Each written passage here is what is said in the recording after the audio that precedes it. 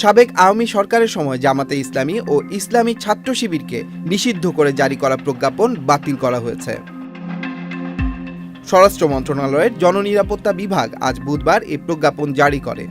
প্রজ্ঞাপনে বলা হয়েছে, যেহেতু জামাতে ইসলামী ও তার ছাত্র সংগঠন ইসলামী ছাত্র শিবির সহ সকল অঙ্গ সংগঠনের সন্ত্রাস ও সহিংসতায় সম্পৃক্ততার কোনো নির্দিষ্ট তথ্য প্রমাণ পাওয়া যায়নি এবং যেহেতু সরকার বিশ্বাস করে যে বাংলাদেশ জামাতে ইসলামী এবং তার ছাত্র সংগঠন বাংলাদেশ ইসলামী ছাত্র শিবির সহ সকল অঙ্গ সংগঠন সন্ত্রাসী কার্যকলাপের সাথে জড়িত নয়, সেহেতু সরকার সন্ত্রাস বিরোধী আইন 2009-এর ধারা 18-এর প্রদত্ত ক্ষমতা বলে বাংলাদেশ জামাতে ইসলামী এবং তার ছাত্র সংগঠন বাংলাদেশ ইসলামী ছাত্র শিবির সহ সকল অঙ্গ সংগঠনকে রাজনৈতিক দল ও সংগঠন হিসেবে নিষিদ্ধ ঘোষণা বাতিল করল।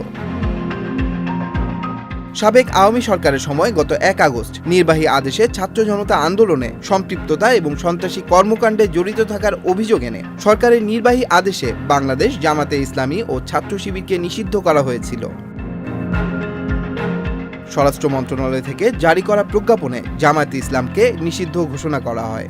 পরবর্তীতে ছাত্র জনতা আন্দোলনে 5 আগস্ট আওয়ামী লীগ সরকারের পতন ঘটে। প্রধানমন্ত্রীর পদ থেকে পদত্যাগ করে শেখ হাসিনা দেশ ছেড়ে ভারতে চলে যান। 8 আগস্ট অন্তর্বর্তী সরকার গঠিত হয়। তন্ময় মাহমুদ, চ্যানেল আই অনলাইন। প্রিয় নম্বর সেট করে বিকাশে সেন্ড মানি করুন ফ্রি।